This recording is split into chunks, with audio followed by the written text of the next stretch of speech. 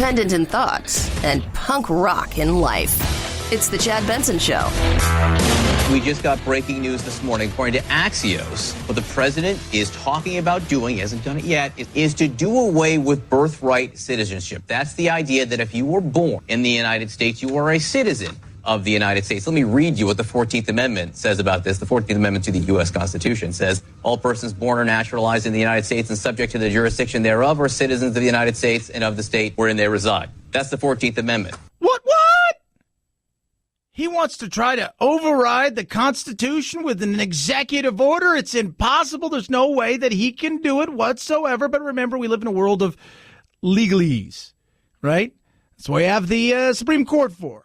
They look at the Constitution and they kind of go, okay, this side over here goes, I interpret it as it was written. The side over here says it's a living, breathing document on the left side of the aisle. It's kind of like open to interpretation. It should be progressing with the times. Trump sat down with Axios and they talked about this, and that's when he let the cat out of the bag. On immigration, some legal scholars believe you can get rid of birthright citizenship without changing the Constitution. With an executive order. Exactly. Right. Have you thought about that? Yes. Tell me more. It was always told to me that you needed a constitutional amendment. Right. Guess 14th what? Amendment. You don't. You don't. You don't, right? You don't. So it was told to him you need a constitutional amendment. He's saying you don't. And there's a few things in there, and it's about language, but a lot of people are saying, well, wait a minute, he's just trying to change the Constitution. Section 1 of the 14th Amendment to the U.S. Constitution says all persons born or naturalized in the United States and subject to the jurisdiction thereof are citizens of the United States. And you can't change the Constitution by an executive order or even legislation. Yeah, so you can't change. You need a constitutional amendment. You can't just go willy-nilly and go, ha-ha, I don't like it. That's a dictator. That's not who we are. The Constitution is what protects us from dictators and things like that. So how is he going to do this? That's the question that everybody's asking. What is it about? Number one, you don't need that. Number two, that's in dispute. You could definitely that's very much in dispute. Well, you can definitely do it with an act of Congress, but now they're saying I can do it just with an executive order. Why is that? Well, it's about language. Remember, we live in a world where words do matter, and for all the craziness that gets thrown around in the world of politics, these kind of legalese words and how they're interpreted really, really matter. He and a very small minority of others are reading into the language from the Constitution where it talks about all persons born or naturalized in the United States and subject to the jurisdiction thereof. A few folks, not very many, think that that language subject to the jurisdiction thereof is a limitation that means children of undocumented immigrants are not subject to the jurisdiction of the United States and therefore are not birthright citizens.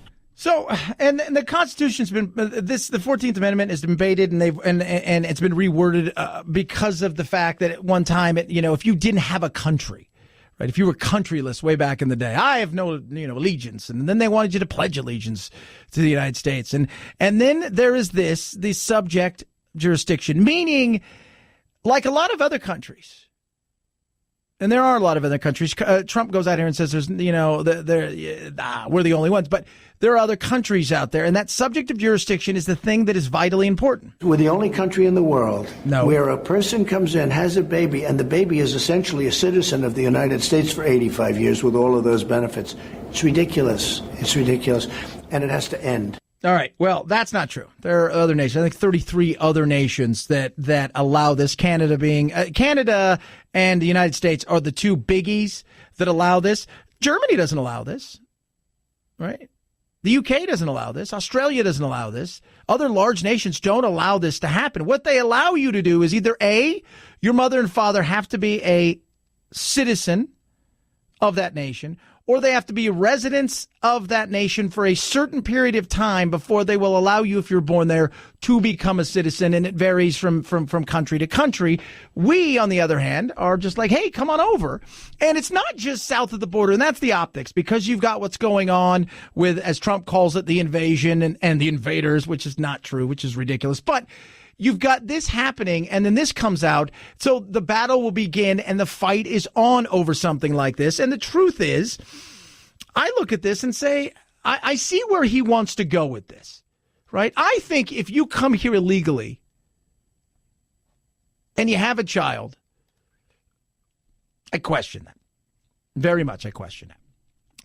For people who are poor and coming from places like Guatemala, El Salvador, Honduras, Mexico, any of these other countries fleeing, and they're coming here and they have a child, there is an ulterior motive there that is different than people who were birth tourism for the Chinese, the Russians, many other countries who have a lot of money, and they come over here, and this happens a lot more than people think, and they have their children here because the passport itself means a lot of things. It's a status symbol, but it means a lot of other things in other countries. And that's where it drives me crazy on both sides of it. One, I understand, right? One, I understand. One, I do. I get it. You're desperate. You're coming here. You want your child to have a better life and opportunity, and America is going to give you that better life, better opportunity.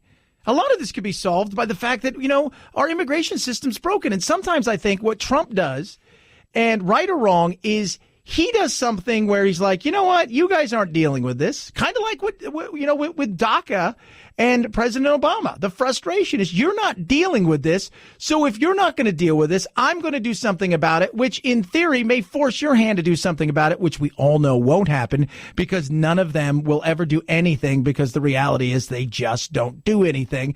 Their whole thing is let's let the court sort it out. That way nobody can be mad at us and people can blame the Constitution or the judges or whatever so they can't be mad at us. It's a broken system.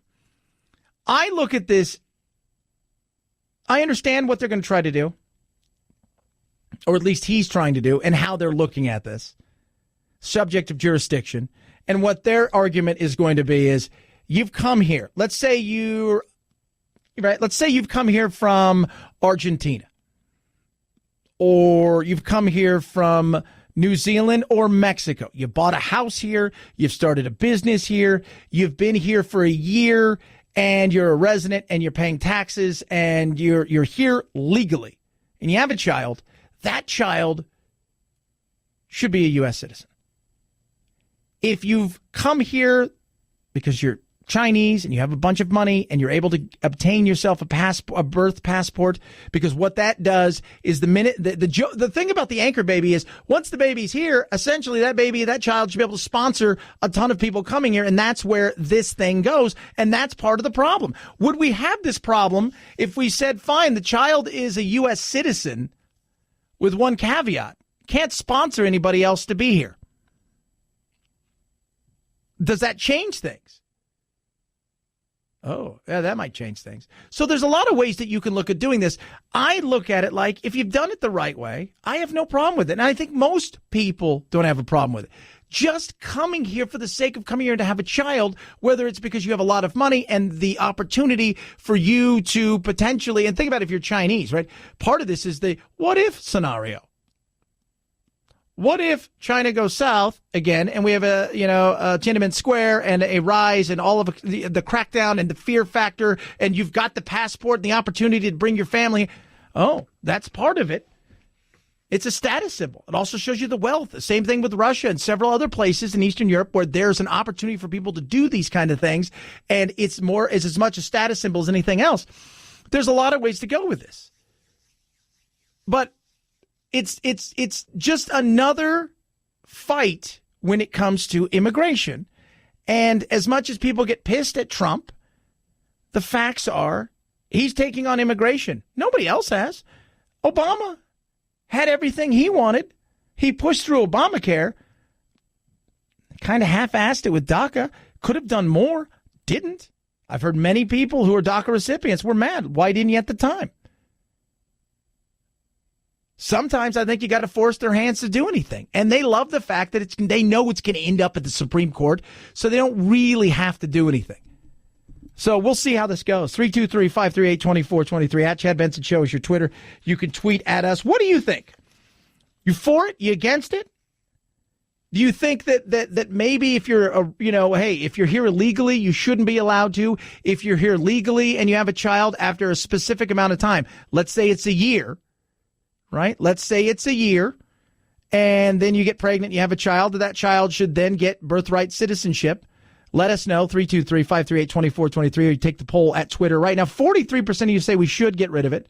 28% said no, we shouldn't. And 29% said, just like what I said, if you're a resident, Yes, it's fine if you're here and you're just doing it undocumented. It doesn't matter if you're coming from south of the border or if you're coming from the motherland or from China. It's a no. 323-538-2423. At Chad Benson Show's your Twitter. ChadBenson. It's the Chad Benson Show.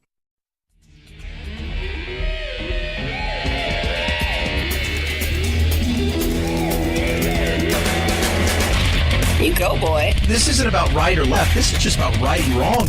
Right you are, Chad. The Chad Benson Show. You are not welcome on my street. These are my neighbors that were killed.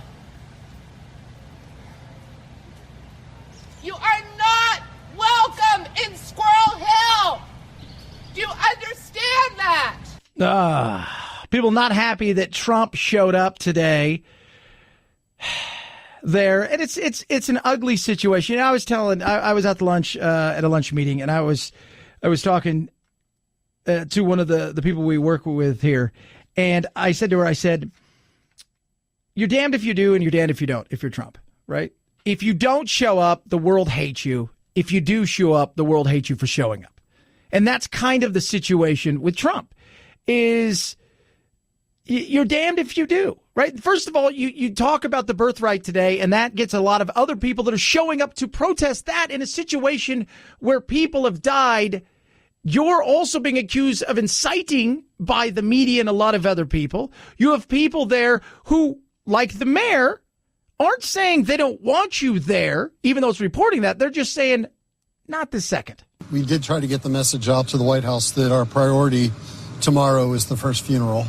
I do believe that it would be best to put the attention on the families this week. And if he were to visit, choose a different time to be able to do it. Our focus as a city will be on the families and the outreach that they'll need this week and the support that they'll need to get through it. Once we get past that, then I think there's the opportunity for presidential vigil.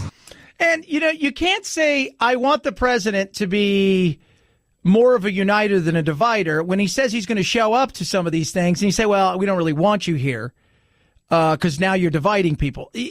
And that's the problem that any president. I mean, we did the same thing with Obama, right? Obama, you butt your head in, you butt your nose in places you shouldn't have butted in your nose. Obama, why aren't you where you're supposed to be? Because it's a president. It doesn't matter what side of the aisle. Everybody is going to be critical of your moves. You're never going to make anybody happy. And I think people need to understand this. You're president of the United States. Half the country didn't vote for you. Now, some of them may tolerate you, but a majority can't stand you or think very little of you at all. With Trump, there isn't even that. It's either they like you or they hate you. Very few people in the middle as far as their feelings. There are even people that vote for Trump. I've talked to people who vote for Trump who can't stand Trump, wanted anybody but Hillary or a Bush. We've talked about that. But they like his actions, but they can't stand him as a person. So even some people who are like what he does can't stand who he is. And, you get people there today who are upset, who are angry because of what happened. And they're not directly blaming him for this, but they're just saying, how about you come out next week? And he said, look, this is the only time right now during midterms that I have to do this. This is it. And again, damned if you do and damned if you don't. 323-538-2423 at Chad Benson Show is your Twitter. You can tweet at us. Love hearing from you. Check out the old Facebook, kids. That's a place where kids used to be, but now are no longer there. It's called Facebook, but we're there and we're having a fun time. We put up videos and all kinds of stuff. You can also check out Chad Benson Show TV on the old YouTubes as well. Also a place where kids are still currently, but most of them, if they're like my little brothers and my son, they're watching Nerf Wars or people play video games. 323-538-2423. Each and every day at this time, we do give you something that both the youth of America and adults like. We call this our urban word of the day. It's time for the urban word of the day, fam. What? Right now? Time to get a little more hip on the streets. I can't understand a word you're saying. Urban word of the day. Feels. Ooh, what's that? I got feelings for somebody. Ooh, I got the feels for her. I got the feels for him. I got the feels for that. It's kind of one of those things where you like somebody and you're like, ooh, so-and-so's giving you the feels, isn't she? Yep, she is. Feels, huh? Oh, yeah, she is.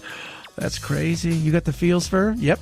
Feels is your urban word of the day. Thank you for saying that in dated urban slang so that I'll understand you. That there was the urban word of the day. We damn stretched your cranium. He has certainly, I think, found those moments to bring our country together and certainly focus on some of the things that all of us can support and all of us can condemn as well. Yeah, he has. And at times, it's never enough, right? He comes out and says white supremacists are evil and awful. And he did, if we're fair to ourselves, not so much a wink and a nod, but, just kind of, I mean, there was a time when I wish he would have done more.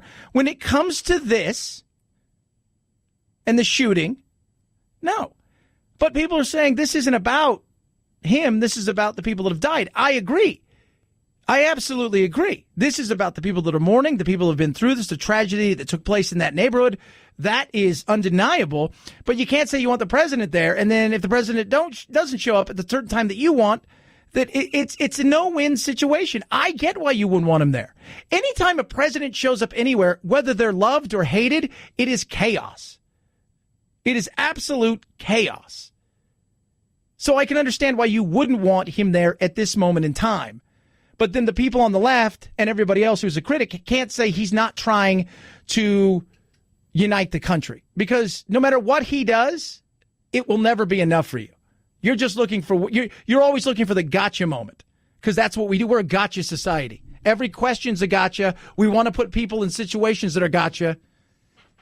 So it doesn't matter. 323-538-2423 at Chad Benson Show is your Twitter. You could tweet at us. I've got a crazy commercial that's come out for midterms, which is really kind of interesting. We'll touch on that. It's Halloween. Are you excited? What's some of your favorite movies? I'm going to be dressing up tomorrow. I've got a couple different outfits I will debut. You can check it out on Facebook and a few other places. It's the Chad Benson Show.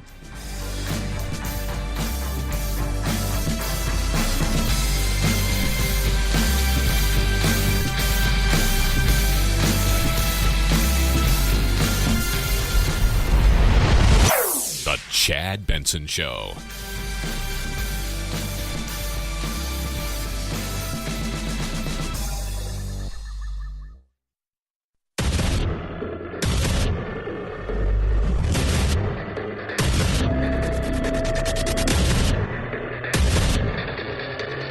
Independent in thoughts and punk rock in life. It's the Chad Benson Show.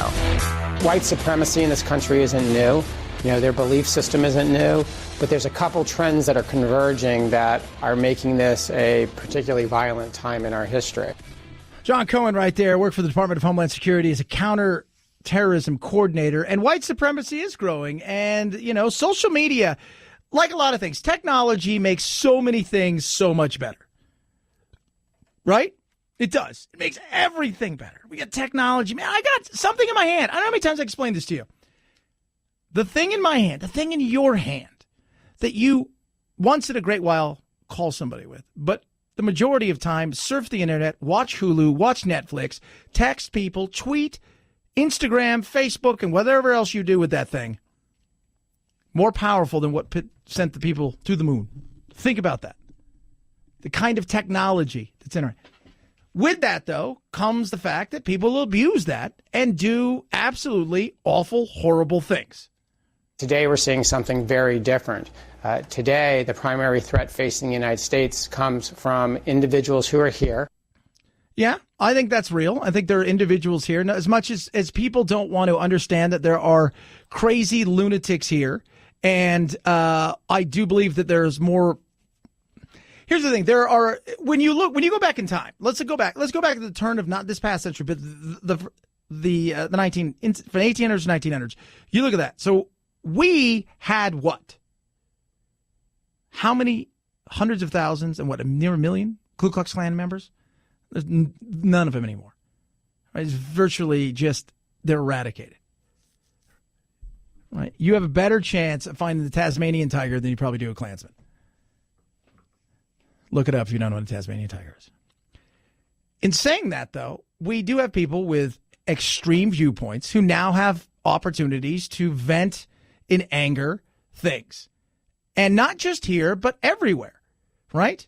You see it through the Middle East in the way that they communicate with the West and opportunities to try to get people to go places. You see the way that they try to get people who are in certain places to radicalize them and to get them to act upon stuff. There is a lot of things that are happening. And technology, as great as it is, when abused, is ugly. So these individuals may go out and commit a mass casualty attack, a hate crime, vandalize a house of worship, do so in the name of an extremist ideology, but never ever communicate with any other extremists in the physical world, only interact with them in the virtual world. Which is crazy. And that's the thing. And as we've talked about this before, with like somebody like ISIS or any of these organizations, I mean, the facts are there's usually a few people in the organization that has some modicum of intelligence. And they could care less about the ideology. To them, it's a business, and how can they get people to do whatever they need to do to grow themselves to become godfathers or whatever it is they're doing. Well, the first thing you need to do is you need to build something. What do you need to build? You need to build a crew. Who do you need to build? You need to find people that are broken and alone, essentially losers, because then you can get them excited like being parts of family.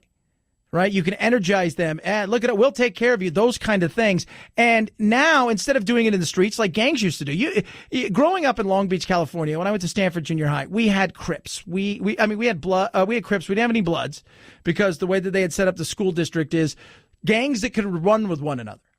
So you had gangs like we had the East Side Longos and the Crips and the Grape Street Crips, and we had Rolling 20s, all kind of affiliated enough with each other. They weren't going to cause problems, right?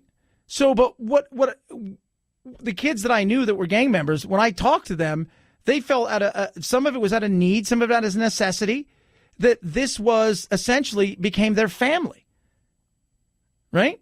Now take it to the point where you don't even need to do that anymore because the gangs are virtual and you can energize them that way.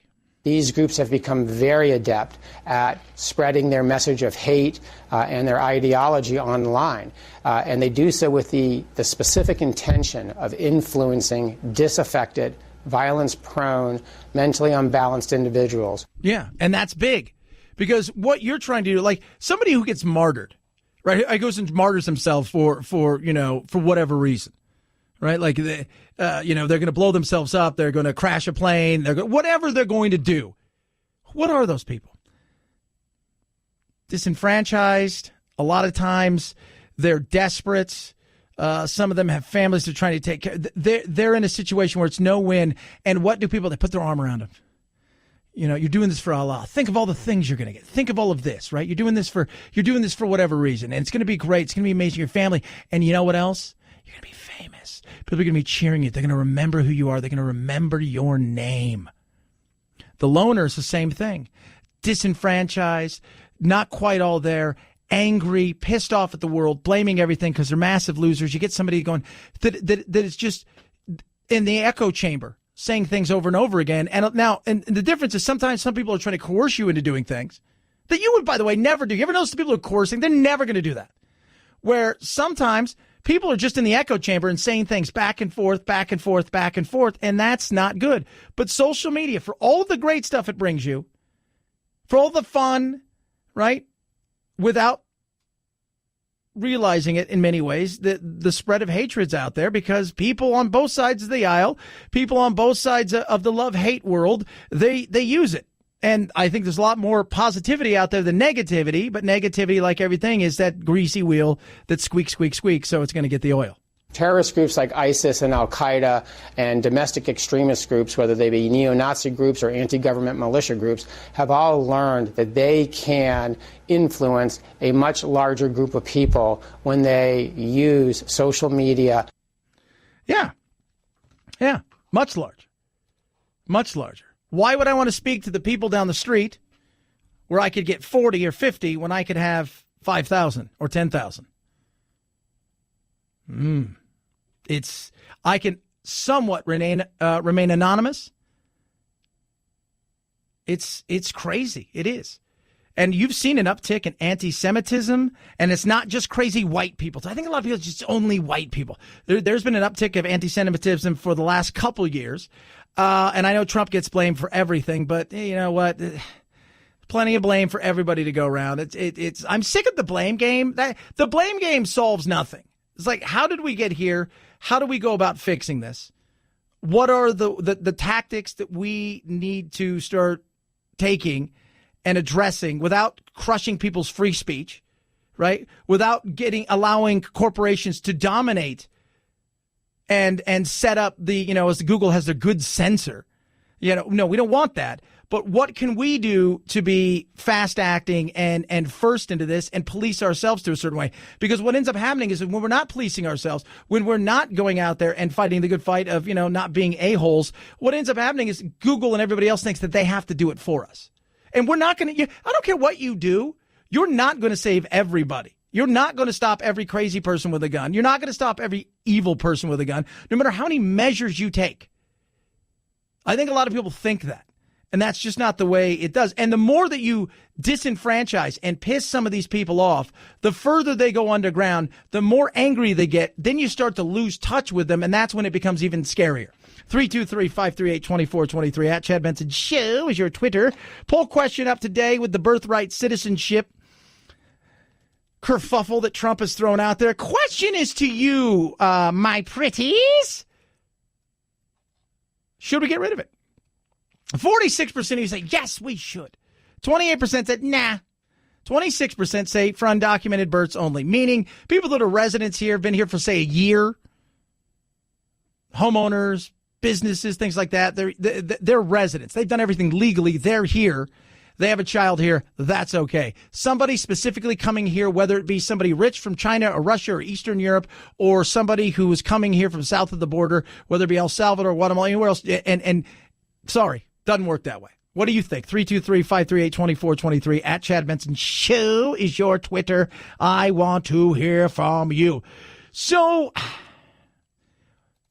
midterms are a week away. So we're 6.5 days away from not having to hear any more of those insane commercials. But there is another commercial out there that is somewhat insane, somewhat true, and somewhat funny.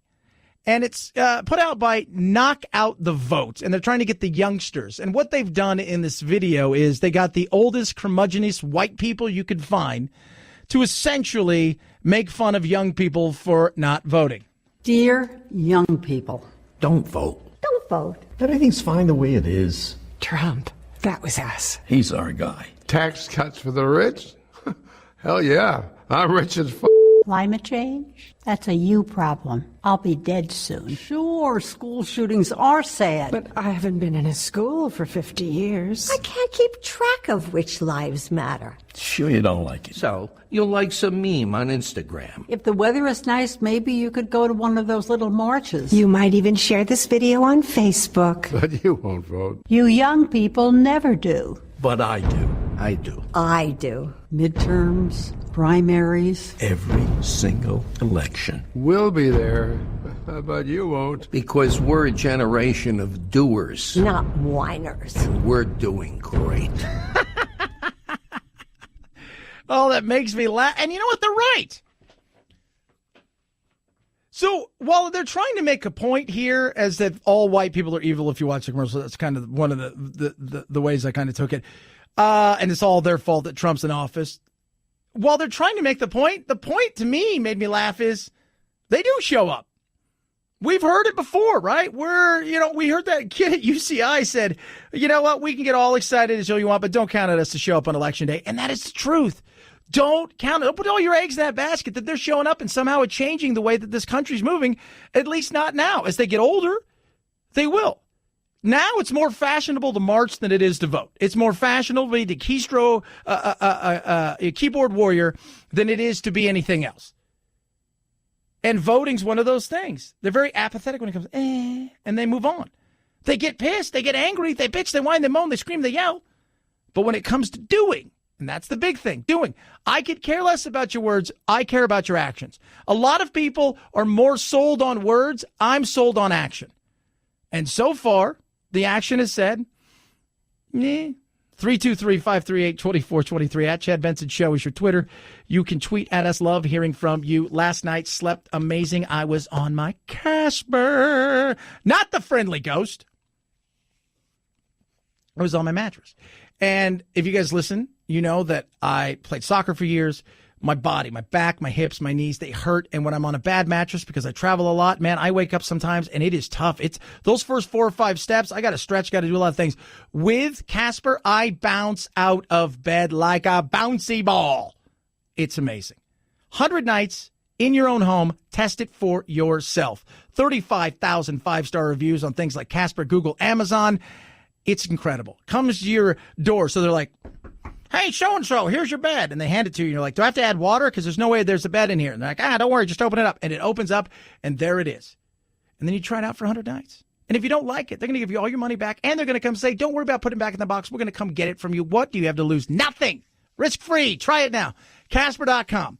Use code CHAD, $50 toward the purchase of selected mattresses. That's Casper.com, code CHAD. You're going to get $50 off right there. Shaboom! Casper.com. Terms and conditions apply. At Chad Benson Show is your Twitter. CHADBENSON. It's the Chad Benson Show.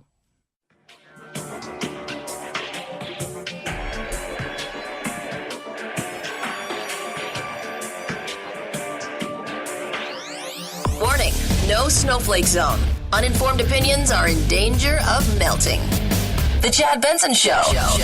After Whitey Bulgar was found unresponsive and later pronounced dead at the federal prison in Hazleton, West Virginia, where he had just been transferred, the U.S. Attorney's Office in Boston issued this brief statement. We received word this morning about the death of James Whitey Bulgar. U.S. Attorney Andrew Lelling said, our thoughts are with his victims and their families. Bulgar was convicted in Boston and serving a life sentence for 11 murders. Yeah, he's gone. So they just moved him there, and it's going to be, all right, how did he die, right? Like, that's the, because he's 89. It wasn't like another 89-year-old who went there. I remember you, Whitey, you did horrible things, and the family sent me here to kill you. No, because I think that's what somebody would sound like if they're a gangster, apparently, in wherever the hell he was, West Virginia. Coming to get you, took our job. It's not really what it sounds like. But they got long memories, right? They got long memories.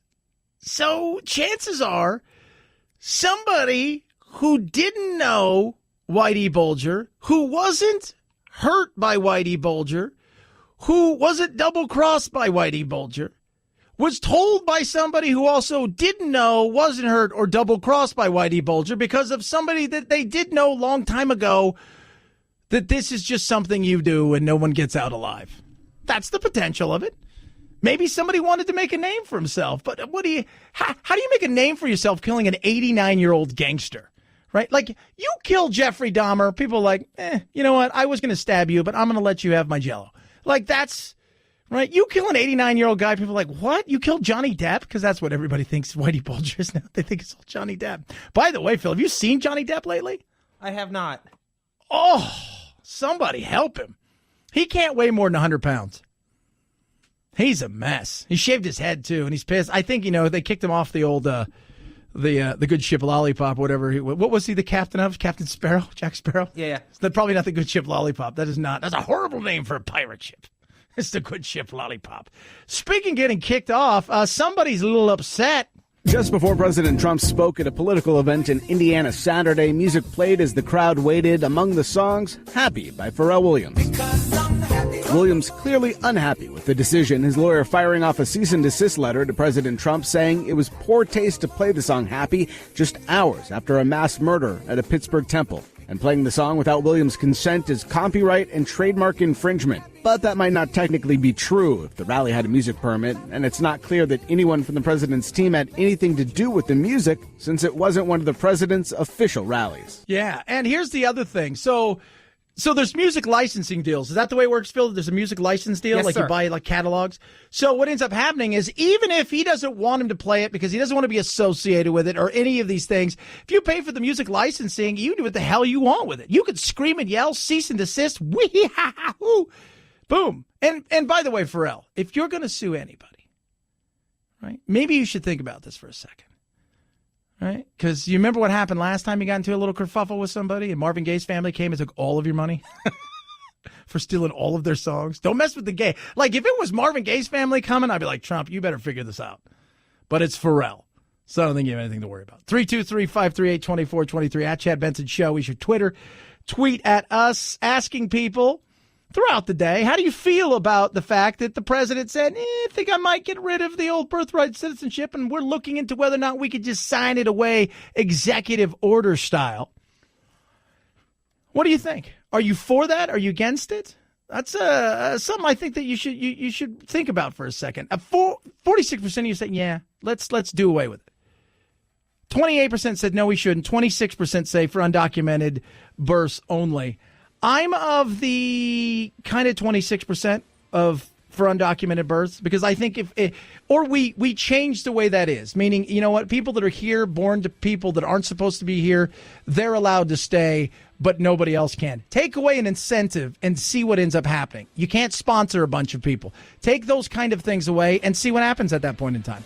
323-538-2423 at Chad Benson Show is your Twitter. You can tweet at us. Then you don't even have to worry about taking on the Constitution. Yes, the child can stay, but you two can't. Oh. Changes a lot of things. Chad Benson Show.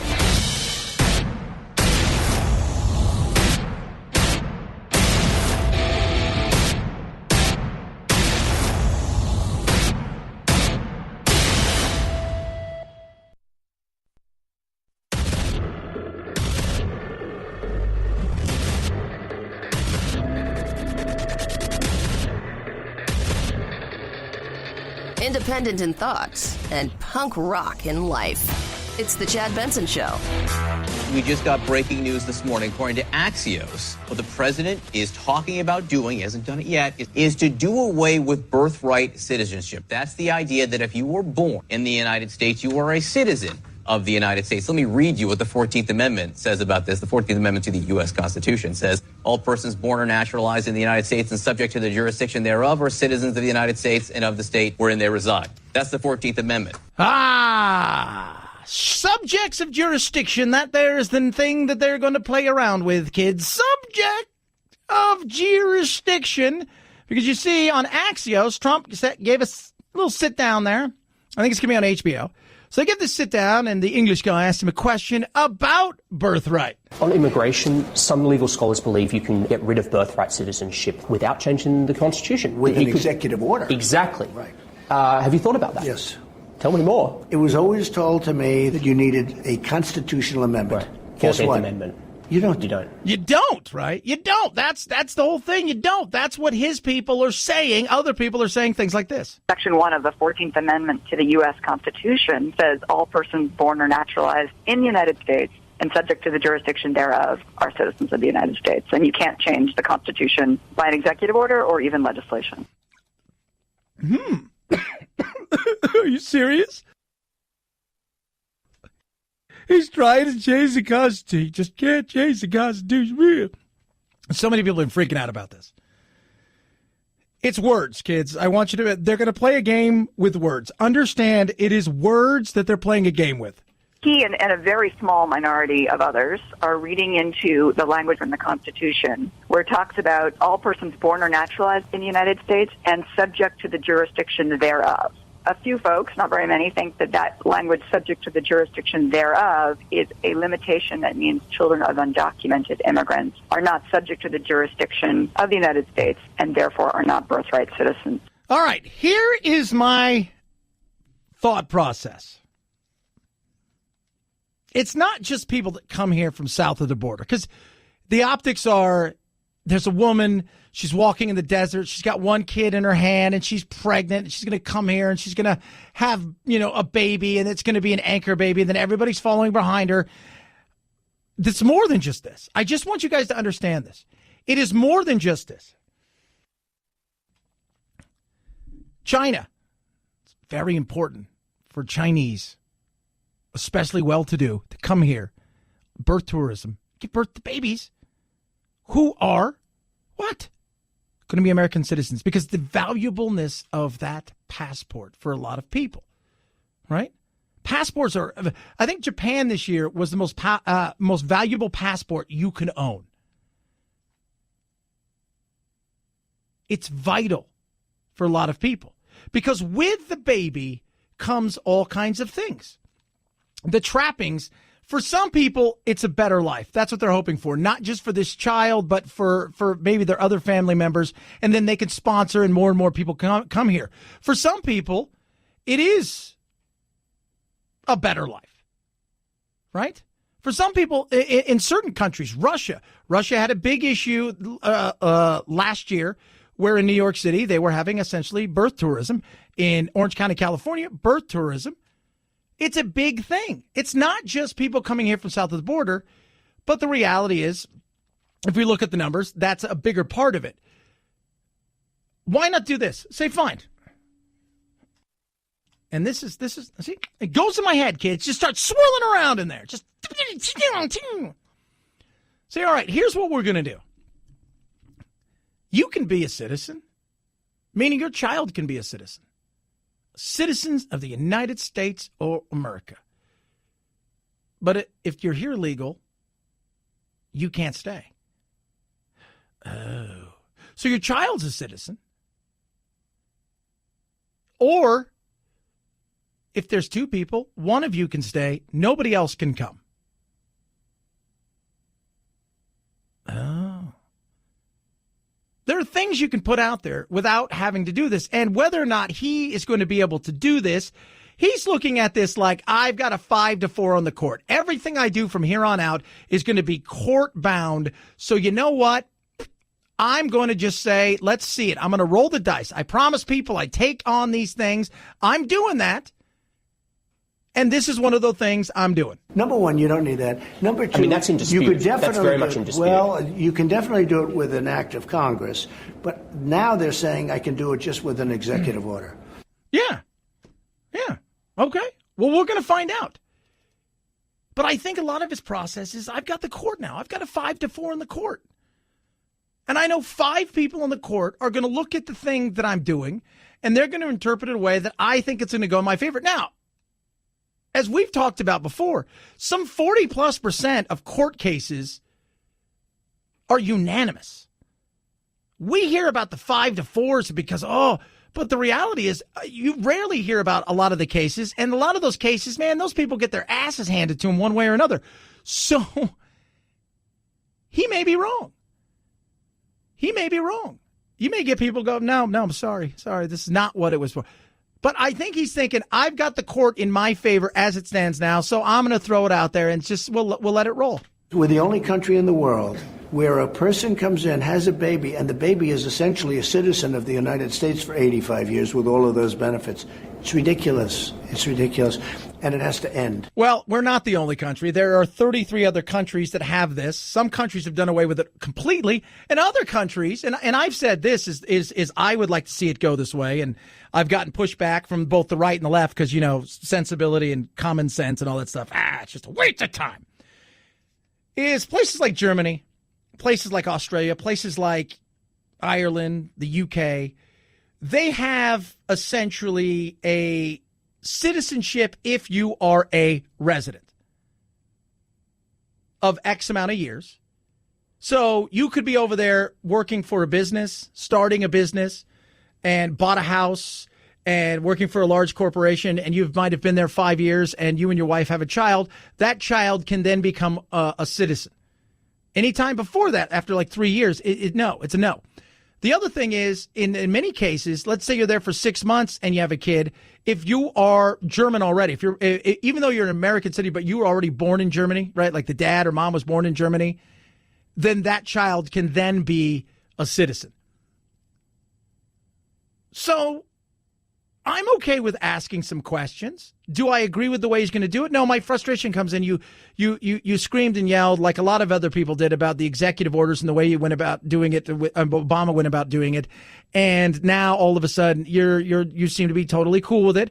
That there to me is a little bit of frustration there. And sometimes, like I said, I look at Trump and I think to self, how much is he doing this to try to light a fire? Trump likes to light fires. He likes to put things out there where he wants people to do stuff on a timely manner, and I don't often think that they do it in that kind of manner. So how much of this is, well, we'll just see. We'll send it to the Supreme Court. You guys aren't going to do anything about it. I've made a promise. None of you are getting anything done. Both of you had opportunities, ample opportunities to sort some of this stuff out when Obama had everything. I've had everything. Nobody seems to want to get anything done. So you know what? I'm going to throw this out there. Have you talked about that with counsel? Yeah, I have. So where in the process? It's in the process. It'll happen with an executive order. Well, we'll find out. We will find out if it's going to happen or not. But like I said, everything that happens from here on out goes straight to court because that's the litigious society we live in. Laws nowadays, and this is funny, like props and bills and things that we vote on, they're no longer being written. Like I tell everybody, Obamacare, ACA, was never written as a health care bill. It was written as a law to withstand challenge after challenge after challenge inside of the courts. It was never written as a law to make your life better, a bill to make your life better. It was written as a law. It was never written to make your life better. And that's a lot of what's happening now is people look at stuff and they say, okay, we want to get something on the ballot. We want to do this, that, and the other. How do we attack it? Well, it's going to face the scrutiny of the law. It doesn't matter what the citizens want. It doesn't matter what people vote on. It doesn't matter any of those things. How is this going to withstand the Constitution? And that's the way that things now are being taken and put out there. 323-538-2423 at Chad Benson Show is your Twitter. You can tweet at us. Love hearing from you. Got a poll question up. We'll talk about that. Trump tonight in Pittsburgh. A lot of people not happy about him showing up. You are not welcome on my street. These are my neighbors that were killed.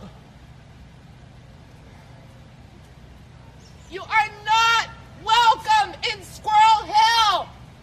Do you understand that? I don't think she voted for Trump. I'm going to go out on the row right there just out there a little bit and say, I don't think you voted for Trump. So people are mad. And this is the thing too, because of what happened today and this getting out that he wants to take on birthright citizenship, then you have what happened over the weekend, starting Friday with the bomber and catching him, and then on to Saturday and what took place at Squirrel Hill with the 11 being killed by the neo-Nazi loser, on to, him today. Some people are out there today already protesting this, which I think is a wrong thing to do. Don't tell me Trump's being an idiot for showing up at a place like this because it's wrong and it's rude and it's horrible. And at the same time, you show up to then come after him for this. No, Trump is damned if you do and damned if you don't, right? He doesn't show up and he's a divider even more and he doesn't care. He shows up, he's a divider anymore and he doesn't respect the wishes of some of the people that want this to be about the people that were killed. It's damned if you do and damned if you don't. If it was me, I would have tried to make a quick in, quick out, just meet with the rabbi and leave. Doesn't need to be a big, we don't need to lay any wreath. We don't need to do anything that's going to cause any more commotion. It's very quick. It's in and out. And if you were going to do it that way, that would have been better. But the reality is it doesn't matter who the president is, wherever they go, there's crazy. There's chaos. And with Trump, it's double that. It is. It's nuts. 323-538-2423 at Chad Benson Show is your Twitter. You can tweet at us. AMAC. AMAC is awesome. I was talking with them today. And they were talking about the fact that Medicare open enrollment's coming on. And said, Chad, tell people, look, if you are unsure about what to do with, the Medicare open enrollment, and to get with us and we'll sort it out for them. And it really is cool what they do. First, you get a Senior Resource Network person that's going to work with you. So they're partnering with the Senior Resource Network. They're going to get you somebody who's dedicated to help you go through this important decision with Medicare, right? And on top of that, they're out there doing all these other things for you, advocating on your behalf on the beliefs that you have out there, right? Common sense immigration reform, Social Security reform, things like that. And they've got these benefits that are some of the benefits they were telling me today, they're like, we're going to roll some of the stuff out later on. I was like, wow. And here's the great thing. It doesn't cost you a penny. All you have to do is be over the age of 50. That's it. Go to amac.us/Chad. It's easy to sign up. They don't even want your credit card. It is the conservative alternative. amac.us/Chad. amac.us/Chad. Join now. 1 year free membership. It's on me. amac.us/Chad. AMAC is better for you, better for America. It's the Chad Benson Show.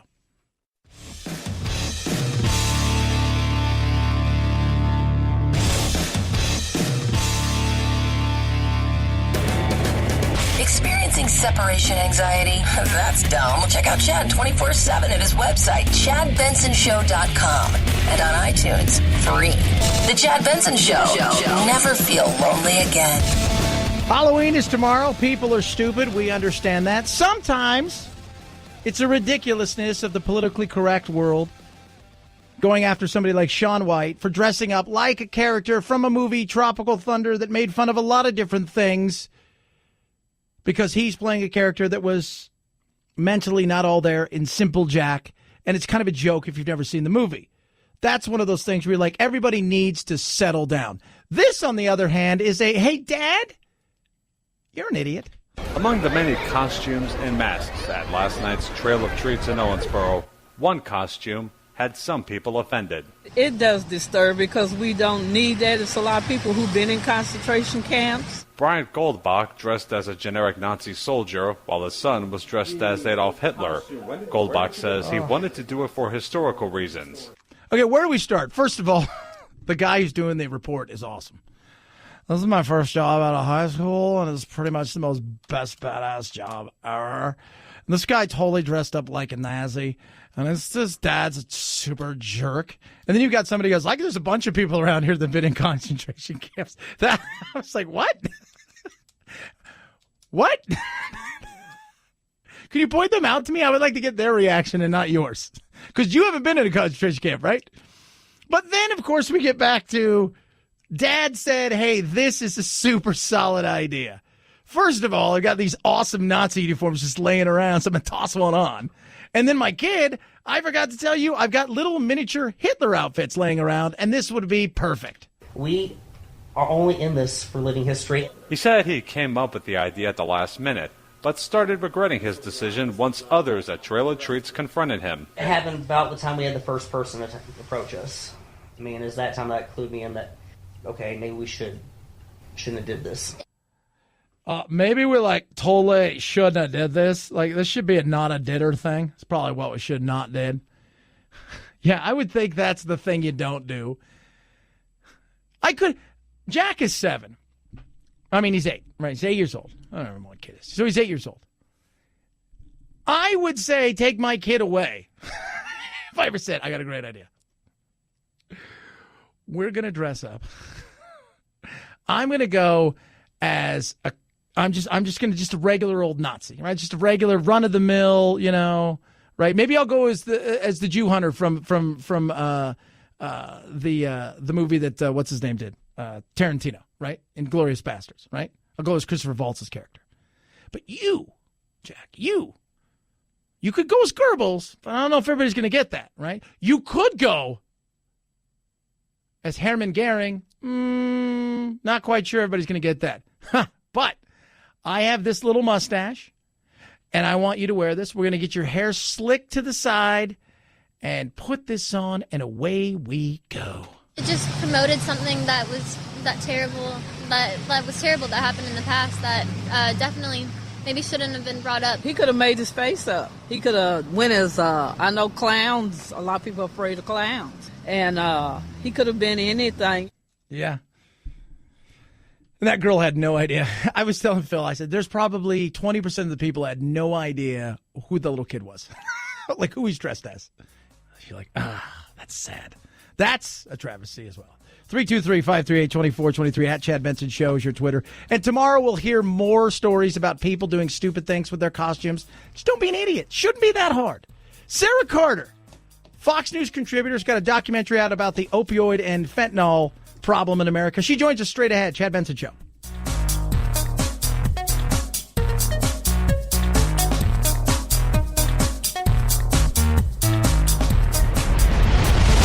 The Chad Benson Show.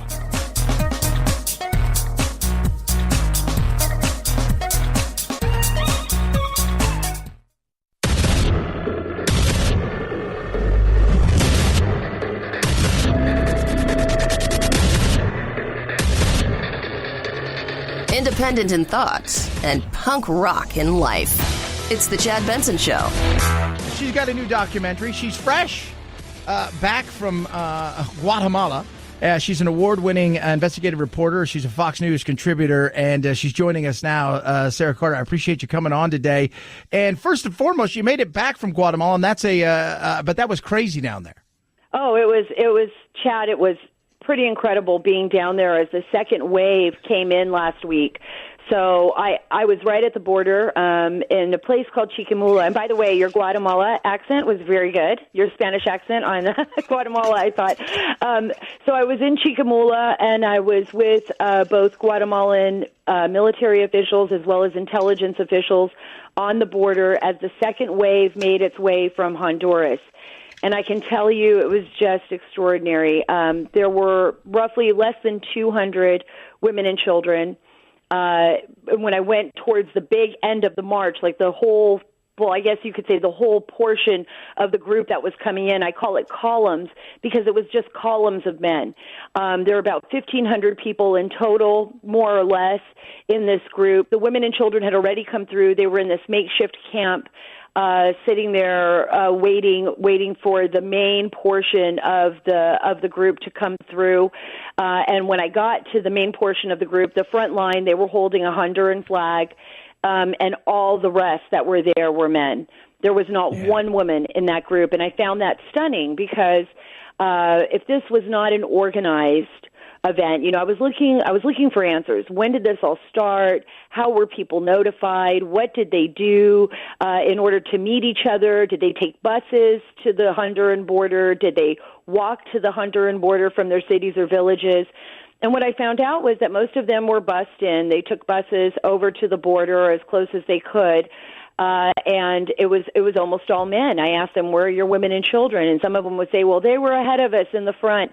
And I said, well, there's only 200 or so women and children, maybe less than that. And there's about 1,500 of you. So where are all the other women and children? Where's the rest of your families? Most of them said the same things. This is not political. This is about poverty. We're marching to the United States. This is a caravan of poverty. There were people within the groups that appeared to be organizing and leading the groups, although they said they weren't leaders, that they were just helping move the group along. So they were very well prepared for any kind of media that would have met them across the border. At that point, I was the only American media person in that area. There were a number of other media personnel, but mostly Central American news agencies that were in Chiquimula at the time. I got to tell you, it was really stunning. And now Mexican authorities, are saying that there are some people in there with different types of incendiary devices, and that some of them have weapons. I mean, that's the reports coming out of Mexico right now in that second wave that I was a part of. So it was very interesting. I did a lot of interviews. There was no violence while I was there. I want to be clear. People were obviously inflamed. Some of them were very loud, and they were demanding that they have jobs in the United States, that President Trump will give them work. I asked them who told them this.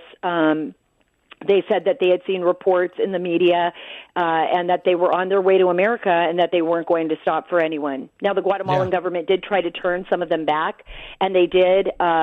They turned back roughly from the first wave to the second wave. They said around 3,900 people. I'm assuming it was a little less than that in buses, and took them back home. Mainly the women and children that came in through the first wave. I think the Guatemalan government was very concerned about their safety and security as they made their way into Mexico. Some of them refused, and so they went forward. And as you saw in the news, that big first wave broke through the barriers there on their way into Mexico and went straight in. And now the Mexican authorities are dealing with that. Yeah, talking to Sarah Carter. Very intense. It was very intense, and I saw you down there talking to Sarah Carter. She's an award-winning investigative journalist and, of course, contributor to Fox. But after, you went and you did that. You're supposed to be on with us last week, and you went and you did that. But you were going to come on and talk about something that I I think we should be talking about more and more. And you've got a documentary called Not in Vain coming out about the ridiculous opioid crisis that we have here. And what I've seen so far is gripping. And you've got people like you've got a mother named Heidi Riggs on there whose daughter just died, and you had her on. And this is a real issue we have in this country, Sarah. And I don't think people are understanding that. When you put the numbers, we worry about certain things that, we're always over worrying about stuff. When we step back for a second and realize that 80,000 people are going to die this year from the flu, how many hundreds and thousands of people are going to die from things like opioids, there are real issues that we should deal with, and nobody's talking about it. Absolutely. I mean, the opioid crisis is probably one of the most prolifically dangerous situations that we have been in as a nation in a long time. And the reason why is because people aren't paying attention to it. A lot of people think of drug addiction, they think of junkies. They think of heroin, they think of junkies. They think of people on a street corner in some poverty-stricken neighborhood, and they don't pay much attention to it. This is a crisis that is affecting every community across the United States.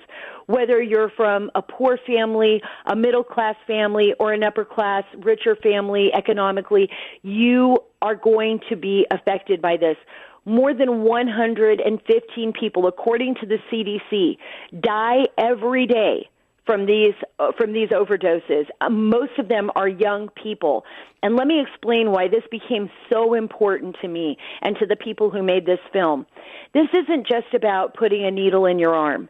This is about the drug cartels, as well as we know the pharmaceutical companies. In the very beginning, there was a lot of addiction, a lot of rise in addiction in the United States. The federal government's taken care and tried to tamper that down, as well as doctors not overprescribing. But the drug cartels took advantage of this. And across the southern border, and in China, and in other countries like Russia, they're manufacturing fentanyl and carfentanil and every type of fentanyl that you can imagine, which used to be, when doctors thought of that, they used to think of, anesthesia, putting people out. This is the most powerful chemical that anyone can imagine, and now they're putting it in the drugs. And what they've done is they've created these pills that look just like Oxycontin, just like Percocet, just like Xanax. They're selling them on the street. And a lot of young people think, I'm buying a Xanax or I'm buying a Percocet, or they have, parties in college or in high school, and these pills become available. We've seen these pills will kill you the first time you take them if they're not properly mixed, and they're not usually properly mixed. I was talking to undercover DEA people in the documentary. Over 50% of the pills on the street of Ohio are fake pills. They look exactly like the real thing that comes from the pharmacy, but they're not. They're mixed with fentanyl and heroin. They're lacing marijuana now with fentanyl. They're trying to create new addicts. So when your children are out there, this isn't just about experimenting with drugs or thinking that your child might smoke pot once or twice. What they don't know is that they're being poisoned. And these drugs are out there. They're killing our young people. They're creating new addicts. They are destroying a generation. And that's what this documentary, Not in Vain, is trying to expose. It's trying to show the bigger picture of this addiction and why we as a nation have to stand up and fight for our children and fight for our country and, really deal with the facts here. Who are the people moving these narcotics? I mean, over 85% of our heroin is coming from that southern border. So even when we think about these caravans of people, even when we think about, the porous border, nearly 2,000-mile border along our southern border, and what could be coming across there, just remember, there are drugs coming across that border. It's not like just say no in the past. This is about you better say no, or you could end up taking something that will end your life. Absolutely. We talked to Eric Bowling right after his son had died, and it was, he said, look, he didn't have any problems. And one night he tried something, and it was a one-off, and that's all it needed to be. And this stuff is ferocious. The wall, we hear all the stuff about the wall. And my big issue about a lot of this stuff, Sarah, is the fact that we've got a consumer base here that is the biggest problem, is we love to consume.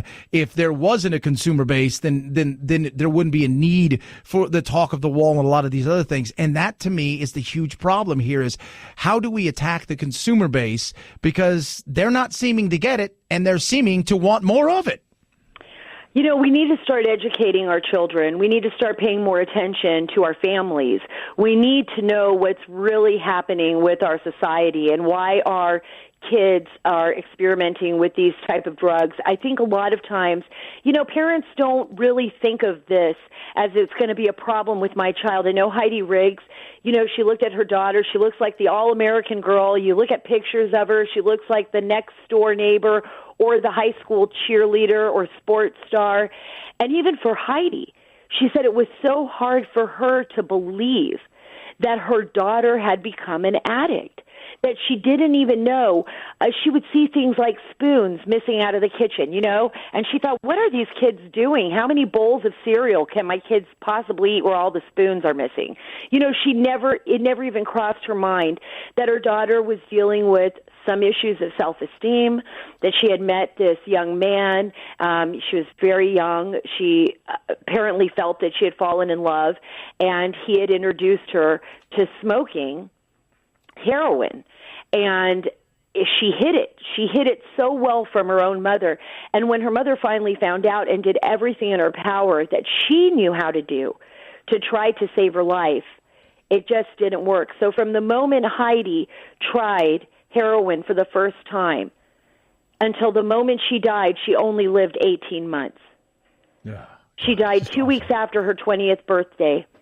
Her mom is trying to get the message out there, and the DEA is trying to get the message out there. Derek Maltz, former head of the Special Operations Division, you know, is trying to get the message out there. This is nothing to be ashamed of. What we need to do is start teaching our children about what's out there and about the reality of these narcotics, you know, and who's bringing them across and how these people operate and why we have an addiction so high. Remember, I think, you know, Chad, people from the beginning of time have addiction issues, right? I mean, we're not going to be able to stop everyone from doing everything that's harmful for them. But what we can do is educate our children, hold those accountable who are making these narcotics, hold those people accountable, try to put a stop to them, because remember, this isn't just about gangs selling drugs on the streets.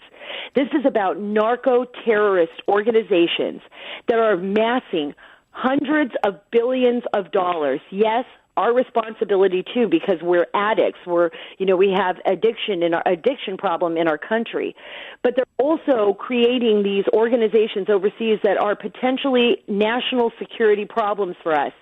And we know fentanyl. I know I bring up fentanyl over and over again, but, you know, in March 2017, I'll give you one example. They had seized 18 kilograms of fentanyl that was hidden in this semi-truck in Nebraska, right? It had come from Mexico City or from Sonora, and they had this powder. I mean, it was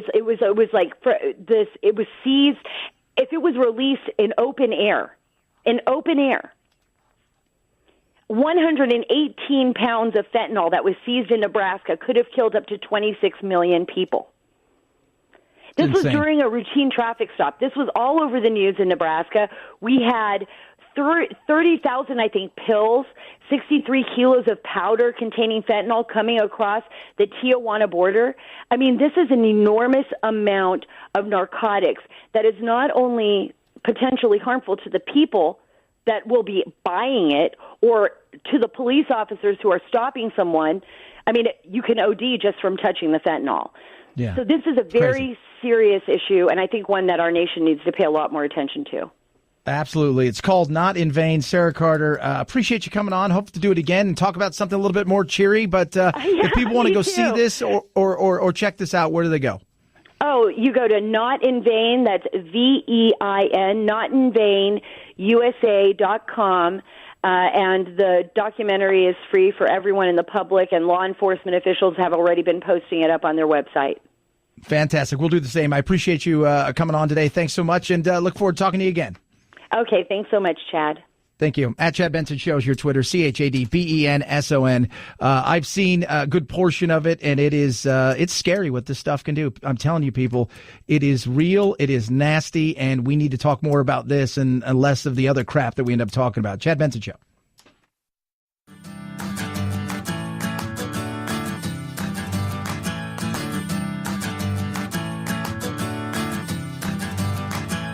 Running with scissors sounds great compared to this. Say what?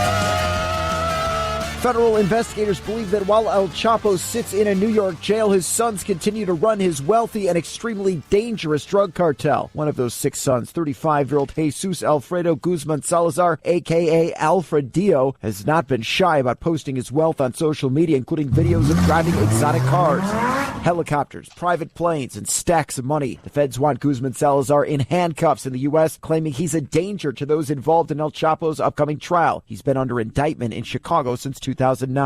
You know what's weird is we'll say, so you can have right-leaning, not a racist, you're just somebody who's ultra-conservative, and you could post something on some of these social media sites, and they'll blast you and take you down.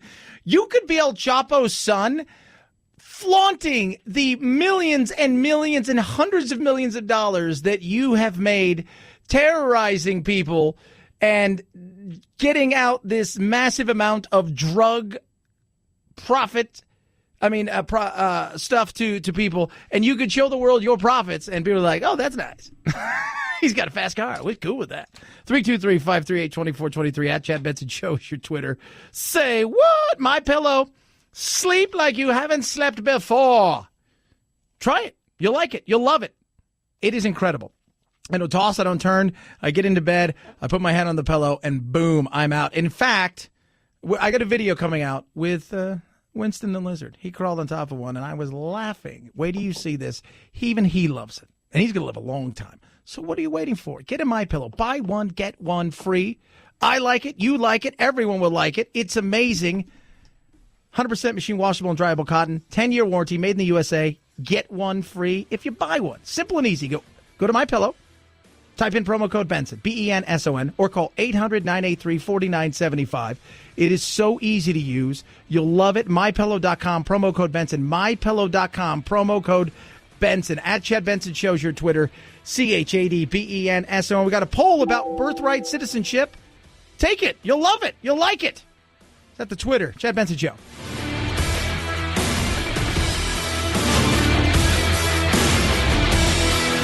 This is the Chad Benson Show.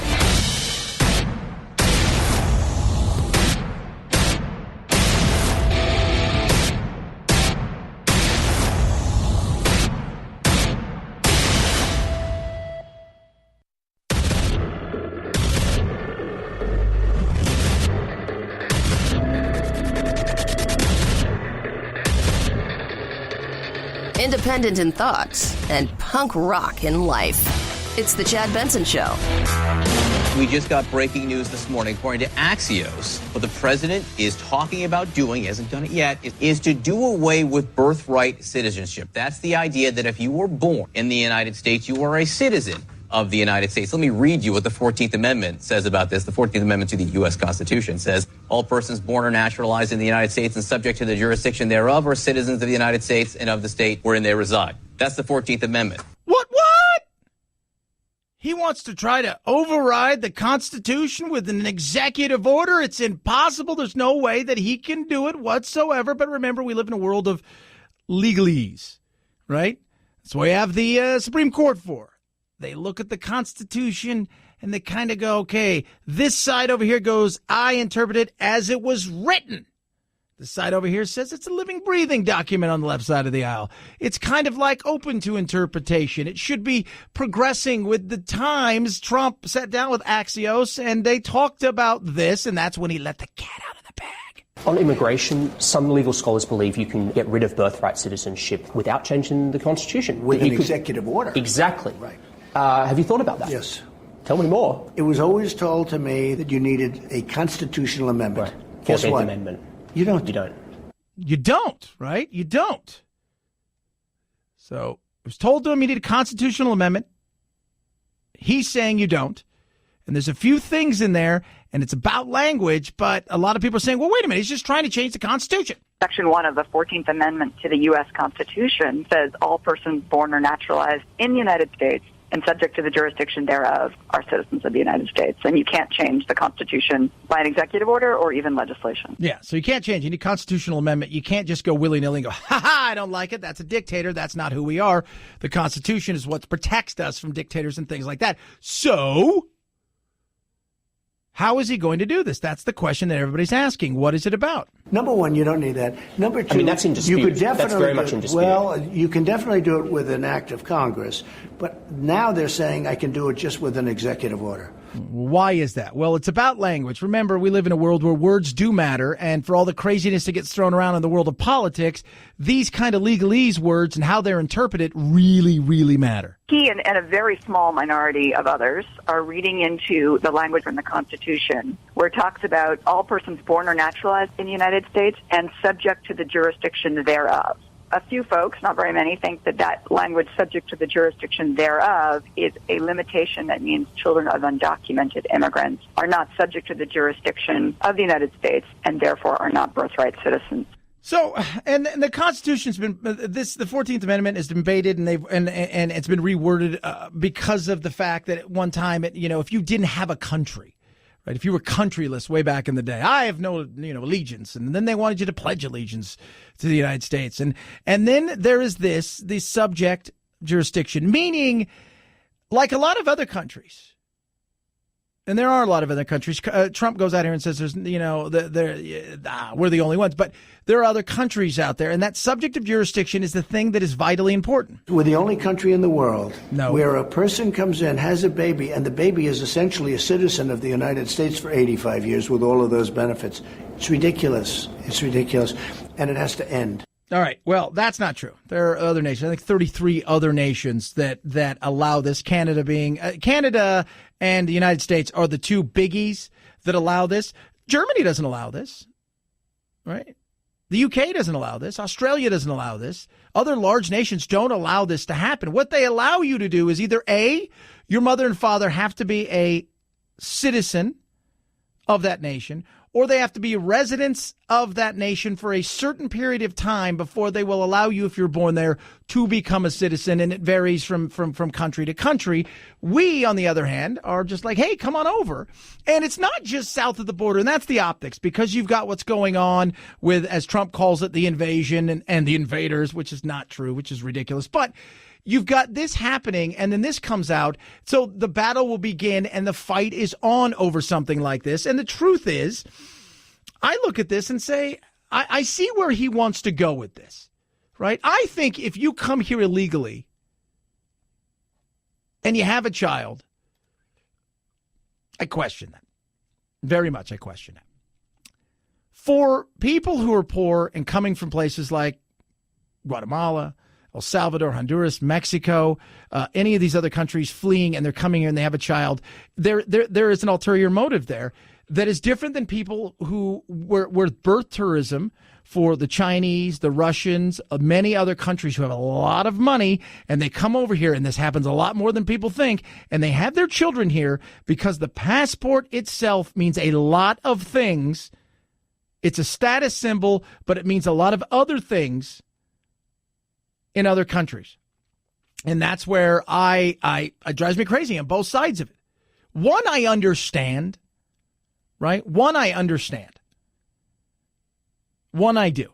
I get it. You're desperate. You're coming here. You want your child to have a better life and opportunity, and America is going to give you that better life, better opportunity.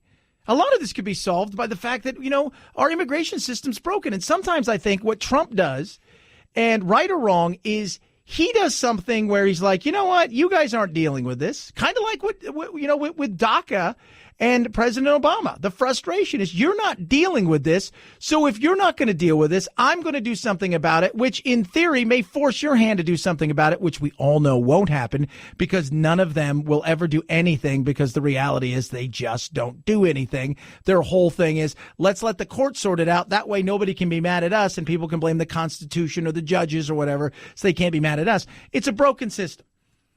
I look at this, I understand what they're going to try to do, or at least he's trying to do, and how they're looking at this subject of jurisdiction.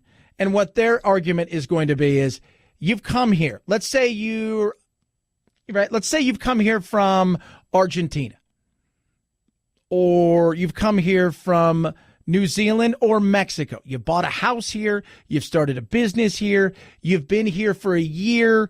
and you're a resident and you're paying taxes and you're here legally and you have a child, that child should be a U.S. citizen.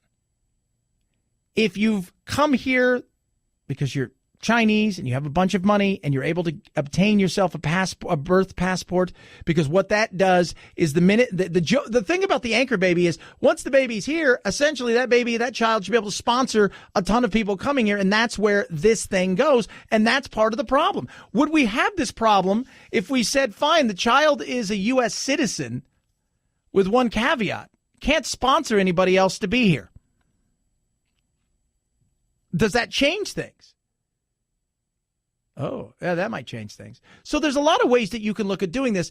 I look at it like if you've done it the right way, I have no problem with it. And I think most people don't have a problem with it. Just coming here for the sake of coming here to have a child, whether it's because you have a lot of money and the opportunity for you to potentially, and think about if you're Chinese, right? Part of this is the what if scenario. What if China goes south again and we have a Tiananmen Square and a rise and all of the crackdown and the fear factor, and you've got the passport and the opportunity to bring your family? Oh, that's part of it. It's a status symbol. It also shows you the wealth. The same thing with Russia and several other places in Eastern Europe where there's an opportunity for people to do these kind of things. And it's as much a status symbol as anything else. There's a lot of ways to go with this. But it's just another fight when it comes to immigration. And as much as people get pissed at Trump, the facts are he's taking on immigration. Nobody else has. Obama had everything he wanted. He pushed through Obamacare, kind of half-assed it with DACA, could have done more, didn't. I've heard many people who are DACA recipients were mad. Why didn't you at the time?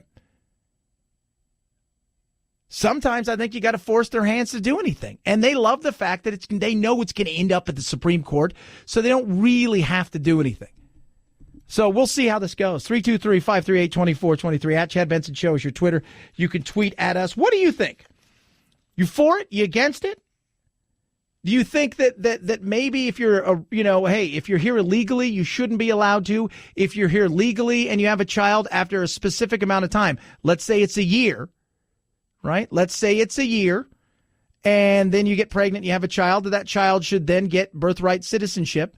Let us know, 323-538-2423, or you take the poll at Twitter right now. 43% of you say we should get rid of it. 28% said no, we shouldn't, and 29% said, just like what I said, if you're a resident, yes, it's fine. If you're here and you're just doing it undocumented, it doesn't matter if you're coming from south of the border or if you're coming from the motherland or from China. It's a no. 323-538-2423 at Chad Benson Show is your Twitter. Tweet at us. Tonight for dinner, I will be having from Butcher Box pork chops. Oh. Now, you guys have been hearing me talk about Butcher Box the last couple of days, and I've got a video I'll put up of unboxing. And Phil, you got your Butcher Box. You'll be taking some video this weekend of your amazing grass-fed. Are you going to go beef this weekend? Chicken? What are you going to do? I'm definitely going steak. Yeah, steak is awesome. And those chicken breasts, I just said they're double D's. I mean, you're getting chicken breasts like you could not believe. Grass-fed, grass-finished, amazing. Chickens are organic, free range, so they're just roaming around before they eventually become your dinner. Heritage. So here's the thing with the pork too. So it's far from the other white meat. So what happens is pork. Their pork is from pigs raised to keep all of their fat, which keeps all of their flavor the way it's supposed to be. Because you don't want a thin pig, you want a fat pig. That's why it's pig, right? So it's incredible. You can't find any of these cuts any store. Butcher Box is amazing. And this is what you're doing. You're going to get a month's worth of delicious meats from the Butcher Box. Woohoo! It's less than $6 a meal. Not going to find a better deal on premium meats anywhere in the world. High quality meats. I'm talking about the best of the best of the best. Free shipping. It's incredible. Now, I want you to taste it. I want you to experience, and this is what they're doing. I said, you guys got to do something for my people, right? You got to do something for my listeners. They said, all right, we'll do it. So they're offering my listeners $20 off. It's not that much, by the way. The cost of it, you think it's going to be, it's not that much. It's incredible. So you're going to get $20 off from the start and free bacon for the life of your subscription. So you're going to get bacon, and their bacon is incredible. Just looking at it, you put on a pound, but it's amazing. This is what I want you to do. Go to butcherbox.com/Chad. That's butcherbox.com/Chad. Butcherbox BirthRightCitizenship.com/Chad. You're going to love it. Your stomach's going to love it. Your doctor may not love it because you're going to be like, oh, you're looking so, how should we say this, nutritionally overachieving. But it is amazing. At Chad Benson Show is your Twitter, ChadBenson. It's the Chad Benson Show.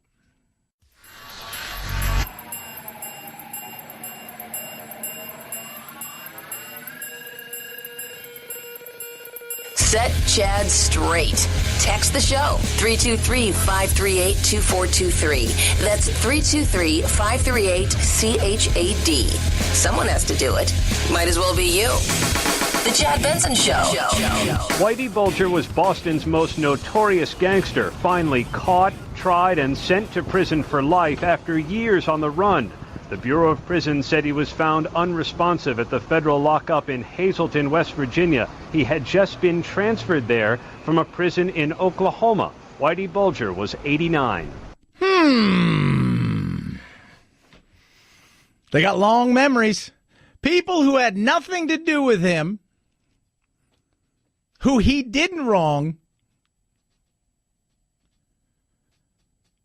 who they had just heard stories about him, and who wronged people they knew long ago, potentially had a part to play in this. They had long memories. Long, like an ex. She's got long memory. Now, he could have just, they're saying he was killed. So, I mean, this will obviously change, but Whitey Bulgar is dead. And God, remember when they caught him? Wasn't he like, it was so weird when they caught him. It was like he was in Santa Monica or somewhere just living his life. And Johnny Depp played him in that movie. And it was just an odd thing, the way that they finally ended up catching him. And, oh, man, Goodfellas, all of these kind of things that this thing breaks down to, and all of the stuff that this guy did, is the state lottery scam and all of these things. And then he disappeared. And sure enough, they captured him in Santa Monica, California in June. He was 81 years old, just hanging out, I think, inside the walls of his little condo. He had like hundreds of thousands of dollars. As I say, $800,000 in cash, 30 firearms, tons of fake IDs. Wow. Wow, friend. That's crazy. Whitey Bulgar, it's no more. 323-538-2423. At Chad Benson Show is your Twitter. You can tweet at us. Our poll question of the day has to do with birthright citizenship as we talk about that. And I want to talk, look, my thing is, let's have an honest conversation about it.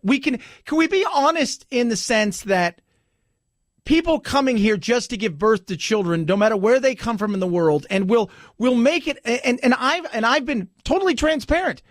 I talked about the fact that in Irvine, California, I think it was Irvine or Aliso Viejo, California, they busted a ring of people that were coming here specifically from China to give birth. Same thing was going on in New York, but with Russians. But we always think about undocumented. The first thing we think of is a person. We think of this woman walking barefoot through the desert, which is happening, that are pregnant, which is absolutely happening. But it's bigger than that. And it's for different reasons.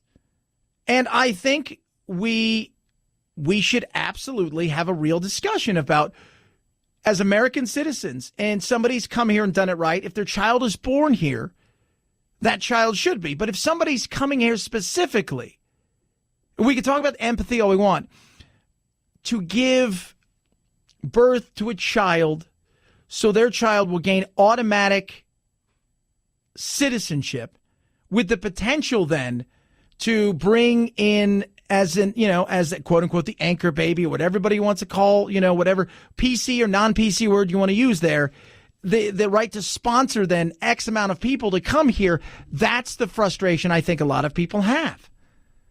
Would it change if, for the sake of argument, I say, okay, you know what, that child should be allowed to be a citizen, but they can sponsor one parent, not both parents. Oh. And they can sponsor no more than that. Does that change that altogether? For people who are wealthy, I still think that passport is vitally important for their child. For other people, I don't think they care so much because they're coming here for different reasons. And one of those reasons is hopefully the opportunity to bring other people here. 323-538-2423. Want to hear from you. You can tweet at us. Check out Chad Benson Show TV. That's on the YouTubes, which is on the internet. You can grab the podcast where good podcasts are available. So we got midterms. It's a week away. I'm so excited it's almost over because I'm so sick and tired of all these damn commercials. I really am. We're going to talk about that. Wait till you hear this new thing that's out there. It is hilarious. It really is. I'll post the video, but you got to hear the audio for it. We'll talk about that straight ahead. It is the Chad Benson Show.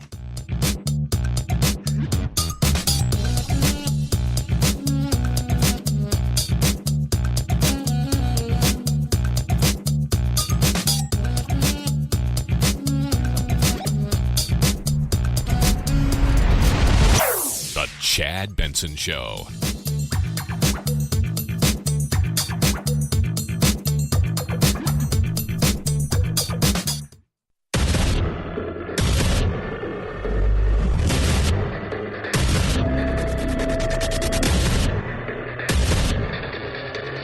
Independent in thoughts and punk rock in life. It's the Chad Benson Show.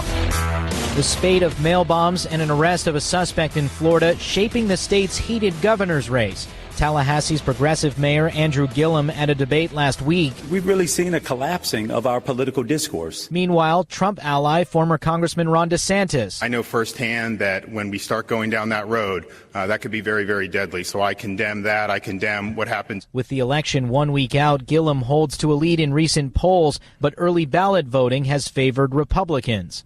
Mark Remillard, ABC News, Miami. And that's a lot. So when I look at polls, I don't really look at polls anymore. Polls are a part of what I look at, right? There's like when you look at the economy, there are several different factors. You just don't look at a singular factor. And I think what a lot of times people got away with is, especially when it came to 2016, is everything was based strictly on data. Well, you can lie in data, which changes the outcome of something, right? We argue that all the time when it comes to things like climate change, where numbers have been fudged to fit a narrative one way or another. And so you can't say that that's real.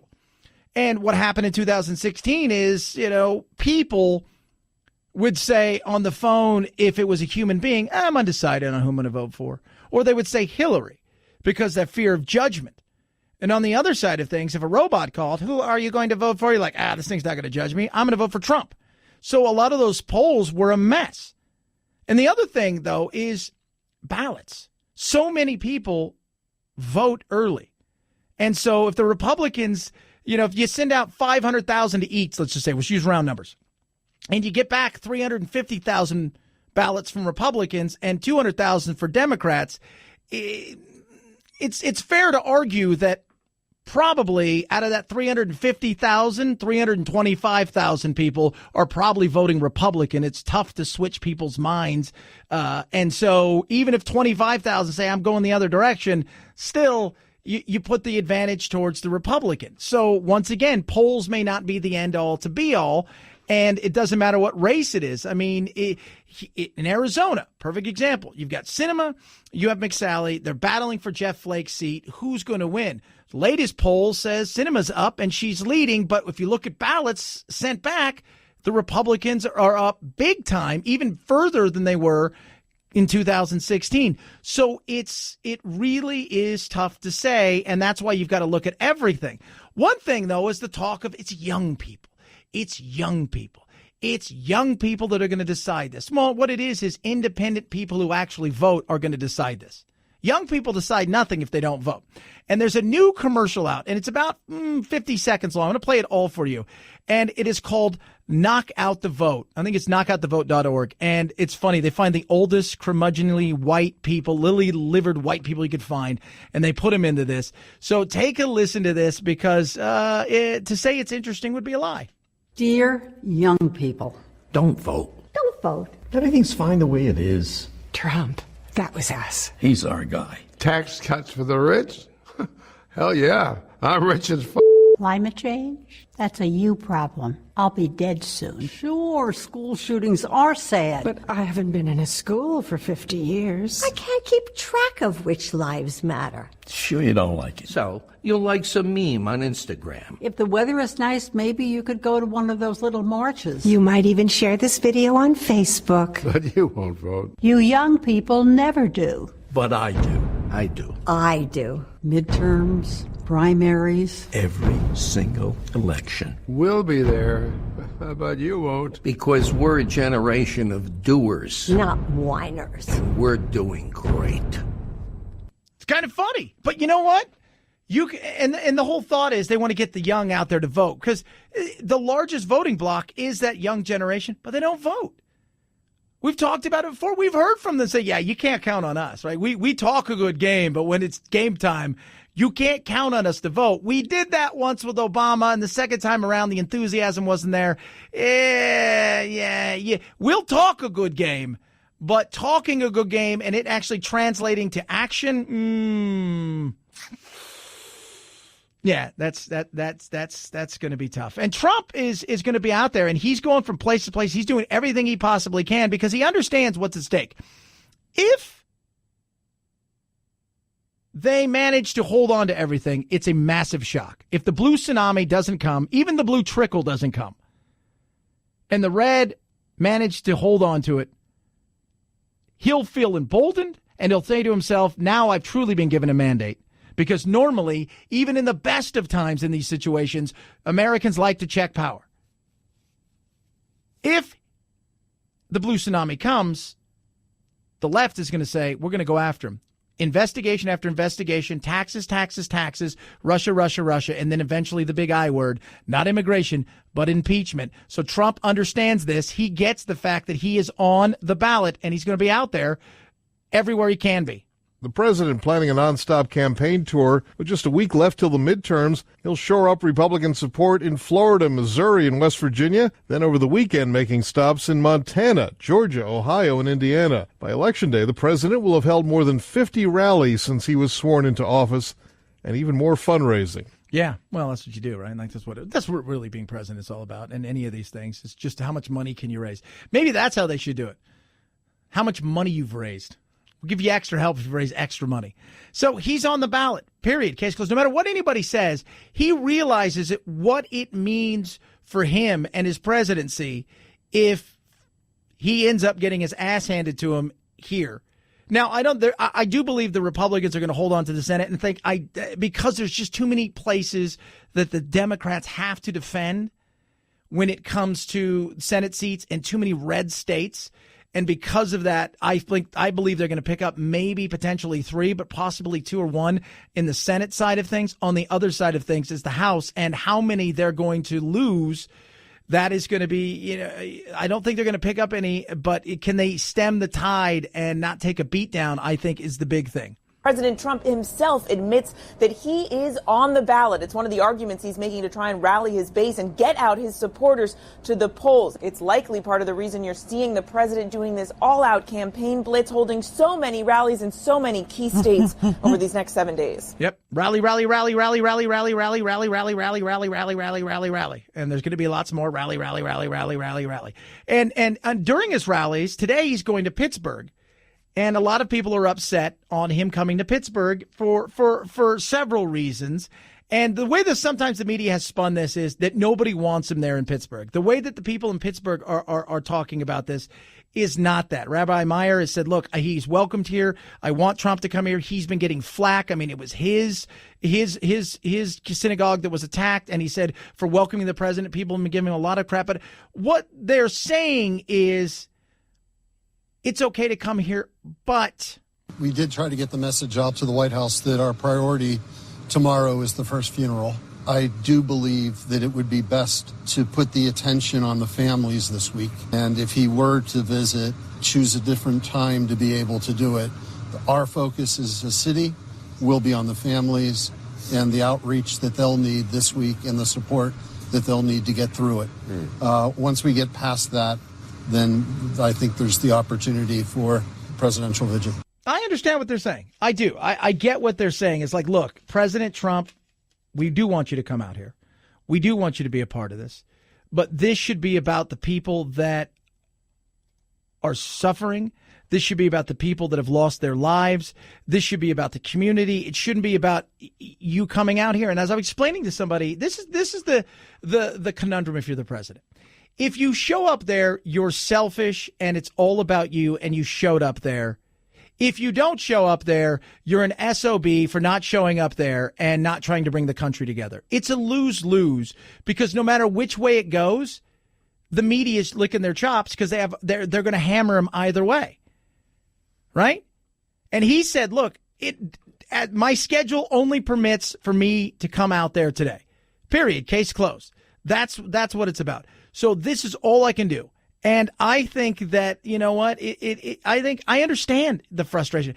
If I'm him, I have a quick in and out. I meet with the rabbi. We have a discussion, a quick press conference. I go.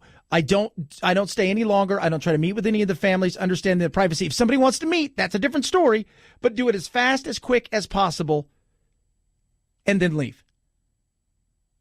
Because you're damned if you do and you're damned if you don't. Right? We got on Obama for showing up places and sticking his nose in things. And we got mad at Obama when he didn't show up places and stick his nose in things. As a president, doesn't matter what side of the aisle you're on, somebody is going to criticize you for the actions. You show up, they're pissed. You don't show up, they're pissed. Same people are pissed. So you can't win. 323-538-2423 at Chad Benson Show is your Twitter. You could tweet at us. Bombfell dresses me nicely. Because otherwise, I'm a shorts and T-shirt kind of guy.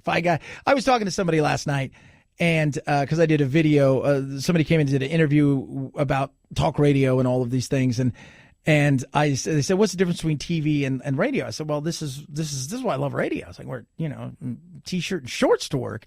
I dressed up for you today. That's one of the reasons I love radio, and I hate to shop, and that's where Bombfell comes in. Bombfell dressed me, so if I got to be in front of the camera, unless it's something quick, they dress me right. I have the best choices and the best selections in the world, and I'm talking about the best of the best of the best of the best, and that's where Bombfell comes in. I have my own dedicated stylist. His name's Michael. Very cool. He finds out what I like. I go through it. I sign up really quick, and I figured out, okay, I dress kind of business casual. I dress casual. Every once in a while, I have to get really dressed up. He then picks a bunch of stuff. It comes to me. I don't have to go anywhere, which is amazing. And then I try it on at my own leisure. The things that I like, I keep. The things I don't like, so this is not my style, I send back. Right? No hurt feelings. And if you buy more than one thing, you get 20% off. That's what makes Bombfell incredible. It's free return shipping. It's simple. So thousands of guys are doing it. Fellas, it's time for you to do it. Go to bombfell.com/Benson today. You're going to save $25 off your first purchase. That's BOMBFELL.com/Benson for 25% off. Bombfell.com/Benson. You can check out my unboxing of my last thing I've got from Bombfell. It is incredible. Check it out at Twitter, also on Facebook as well. At Chad Benson Shows your Twitter, ChadBenson. It's Halloween tomorrow. Bad costume? Yes. Insensitive? Yes. And in this day and age, the question is, why? Chad Benson Show.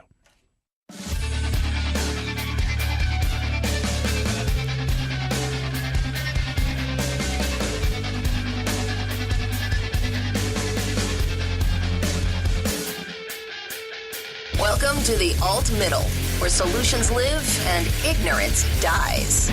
The Chad Benson Show. Now, ignorance may die because we try to find solutions, trade-offs to things that we find important in this country. That's what we do here. Call ourselves the alt middle.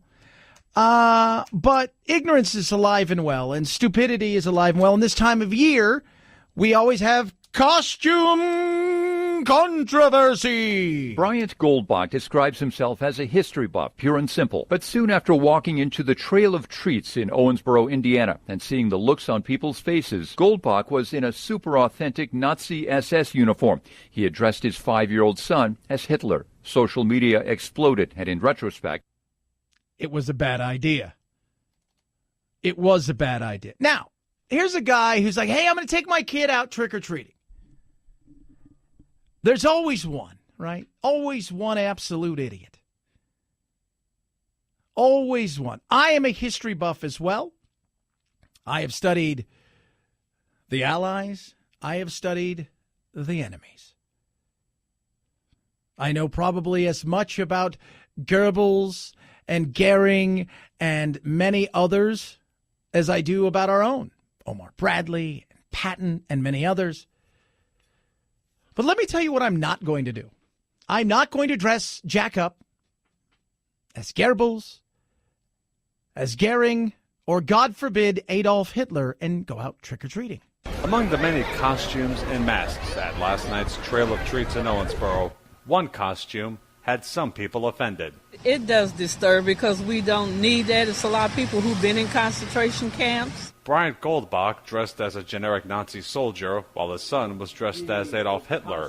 Goldbach says he wanted to do it for historical reasons. Now, what I love is, the reporter is just, would you say he's not as enthused as you would think he would be, Producer Phil?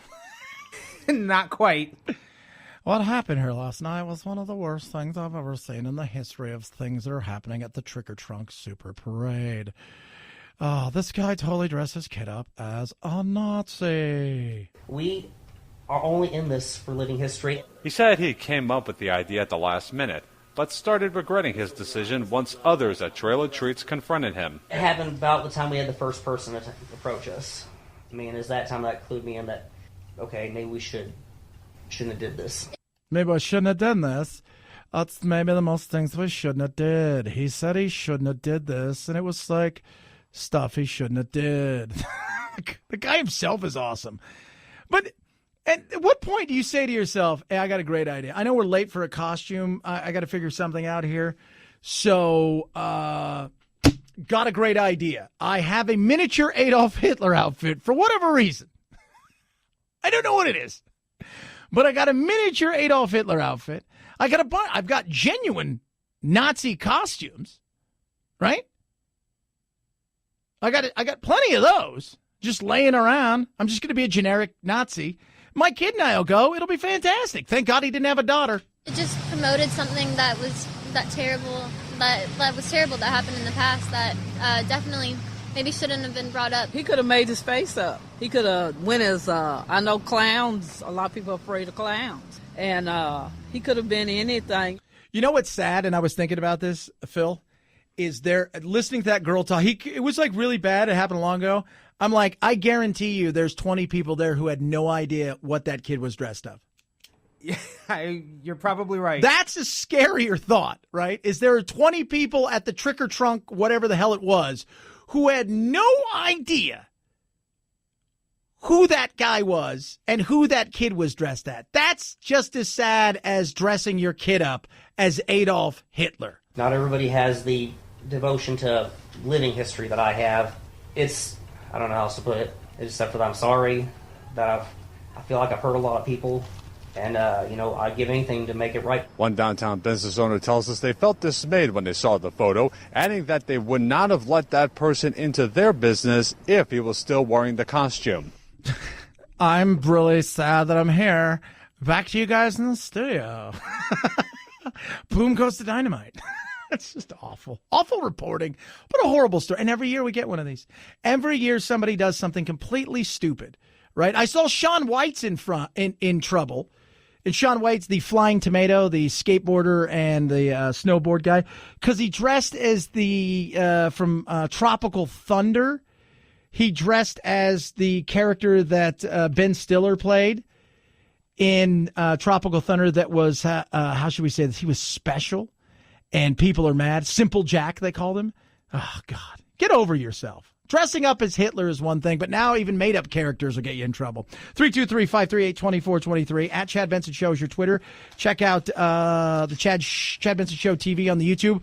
So we've got a poll question up. What do you think about birthright citizenship? Should we get rid of it? Should we look at it in a different way? Or should we keep it? Take the poll at Chad Benson Show. Here's your useless fact of the day. China owns every single panda bear in the world. The reason that zoos around the world have panda bears is simple. China rents them out for about $1 million. What? I know. Have yourself a wonderful rest of your Taco Tuesday. 1 week away from midterms. Night-night, Jack.